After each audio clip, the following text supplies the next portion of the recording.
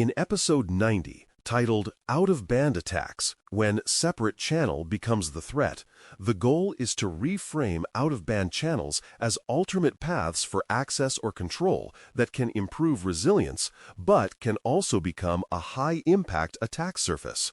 Out-of-band is often treated as inherently safer because it is separate from the primary channel, yet separation alone does not guarantee trust or strength.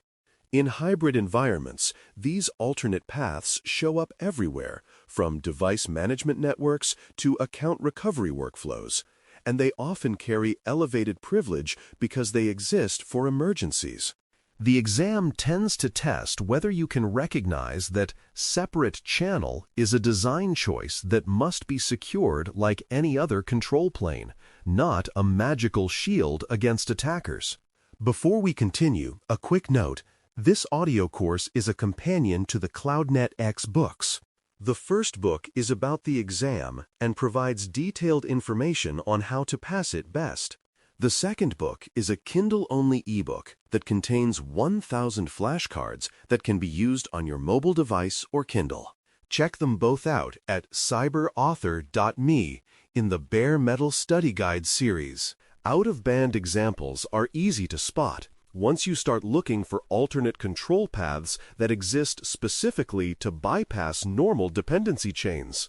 Management ports and management networks are classic examples, where administrators use dedicated interfaces to reach routers, firewalls, hypervisors, or cloud gateways even when production traffic is unstable.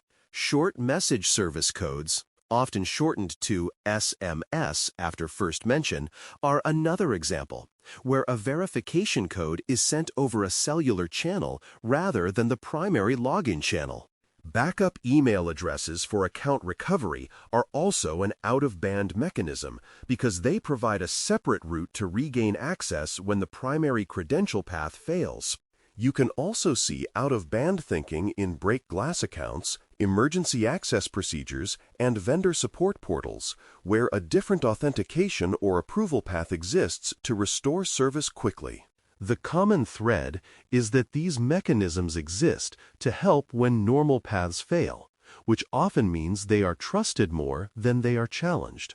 Attackers target out-of-band paths because they can bypass primary protections that defenders invest heavily in, such as strong passwords, conditional access, network segmentation, and standard monitoring.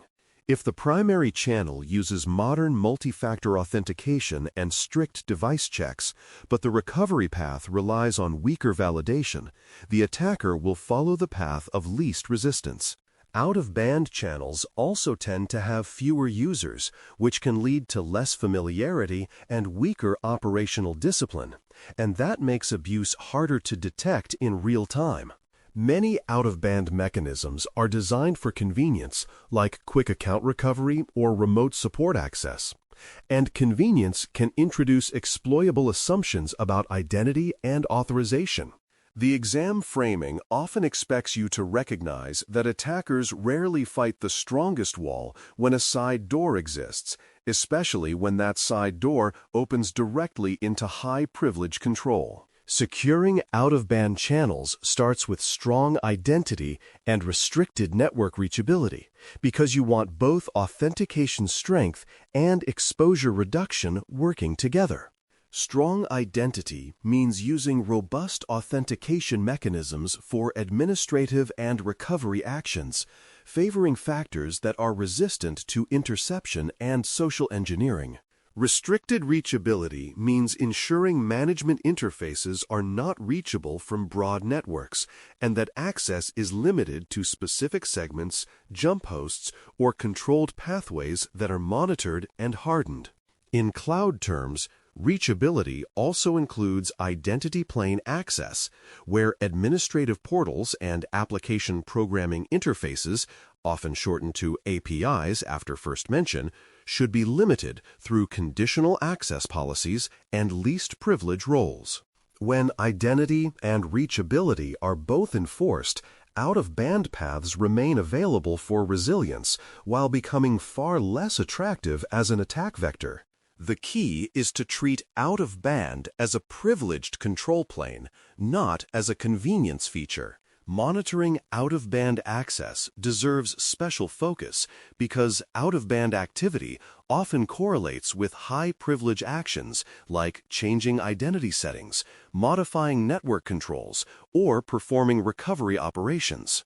A management port login, a break glass account use, or a recovery email change is not normal daily behavior in most environments, so it should generate strong signals and prompt verification. Monitoring should capture who accessed the channel, from where, at what time, and what actions followed, because context is what separates legitimate emergency work from suspicious activity. Alerting should also be tuned so that high-privilege out-of-band events are treated as higher severity than routine access, because the blast radius can be larger and the time window for damage can be short. The exam often rewards the idea that detection for privileged channels should be sharper and more conservative because false positives are tolerable compared to missing a real compromise. When out-of-band access is monitored well, attackers lose the advantage of stealth, which is often what makes these pathways so dangerous. A scenario that appears often in exam contexts is a short message service-based verification flow that is defeated through a subscriber identity module swap, often described as a SIM swap after first mention.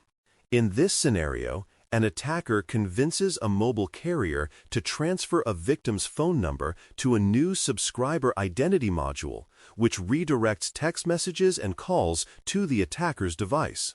If the organization relies on short message service codes for account recovery or login verification, the attacker can intercept those codes and complete authentication or recovery steps without needing the victim's original device.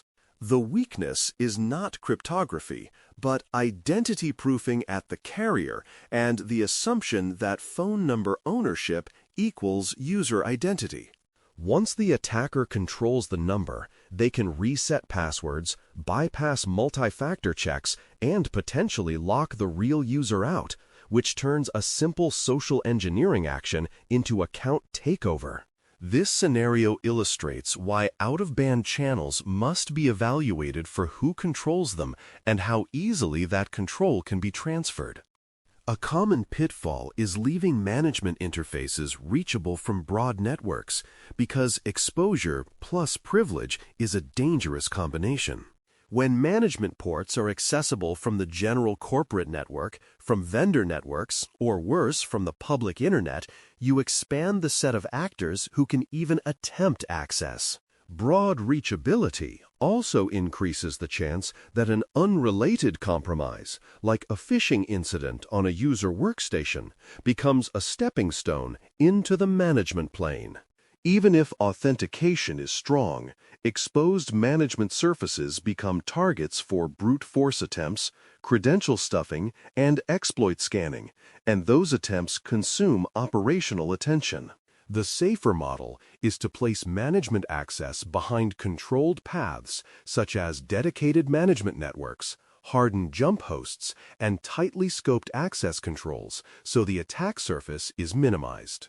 The exam expects you to connect reachable management plane with elevated risk because the management plane is where attackers can change the rules of the system. Another pitfall is weak recovery processes that allow social engineering success because recovery often relies on human judgment and exception handling, which are areas attackers exploit.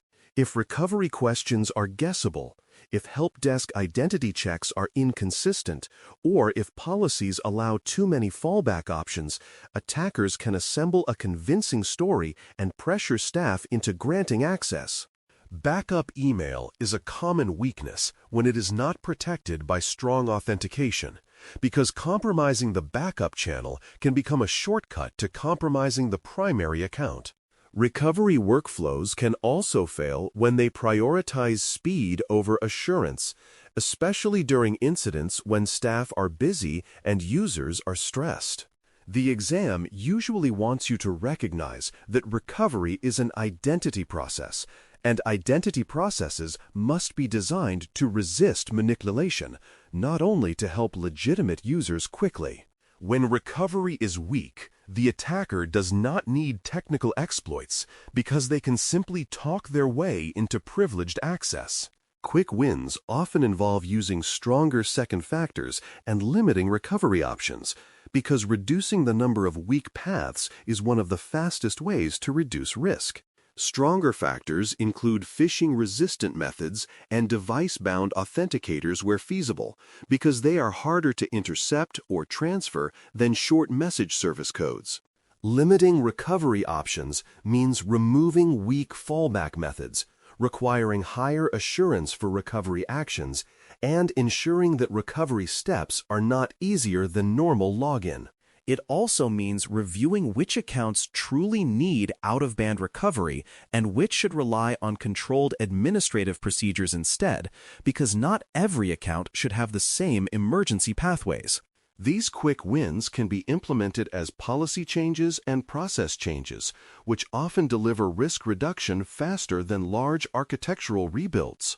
The exam framing favors this kind of pragmatic thinking, where you reduce exposure and strengthen identity rather than trying to detect social engineering after it succeeds. Operationally, recovery paths should be tested and documented as secure procedures, because untested recovery is where well-meaning teams discover too late that the emergency access plan is actually the easiest compromise path. Testing does not mean encouraging risky behavior, but validating that the recovery workflow requires the intended assurance, that approvals are enforced, and that logging captures the events needed for audit and investigation. Documentation should explain who can initiate recovery, what evidence is required, what approvals are needed, and what notifications occur, because clarity prevents improvisation under stress.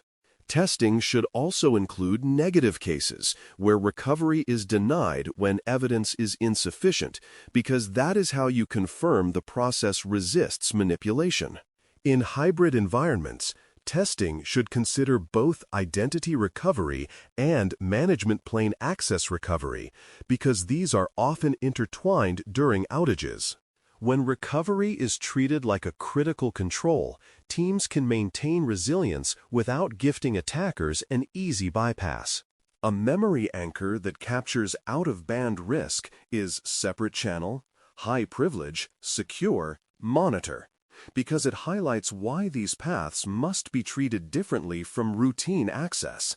Separate channel reminds you that the pathway exists outside the normal flow, which often means normal controls may not apply. High privilege reminds you that the pathway commonly grants the ability to change identity, network, or security settings, which amplifies impact if abused. Secure reminds you to apply strong identity and restricted reachability so the channel is not broadly accessible and not easy to impersonate. Monitor reminds you that out-of-band events should be highly visible and suspicious by default because they are rare and consequential. When you can explain out-of-band channels using this anchor, you demonstrate the structured reasoning the exam wants, and you reduce the chance your environment contains an unrecognized bypass route. A helpful exercise is to identify out-of-band risks in a described environment by looking for alternate access paths that bypass the primary protections and have elevated privilege. You would examine where management interfaces live, how administrators reach them, and whether those interfaces are reachable from broad networks or only through controlled paths. You would review account recovery methods, including short message service codes and backup email, and assess whether those channels are protected by strong authentication and whether recovery steps are properly logged and approved. You would also look at break glass accounts, vendor support portals, and emergency network access methods, because these often exist for good reasons but are easy to overlook in security reviews. The exam skill is to spot the side door even when it is labeled as resilience, and then assess whether that side door is stronger or weaker than the front door. When you do that consistently, out-of-band becomes a managed design choice rather than an accidental vulnerability. To link controls to risk reduction in a quick recap, focus on how each control removes the attacker's advantage rather than simply adding more steps for legitimate users. Stronger second factors reduce the feasibility of intercepting or transferring verification, which directly counters short message service takeover and similar attacks. Restricted network reachability shrinks the set of actors who can even attempt management plane access, which reduces both likelihood and attack surface noise. Monitoring and alerting for out-of-band events removes stealth, because attackers rely on quiet recovery actions and administrative logins that go unnoticed, especially outside business hours.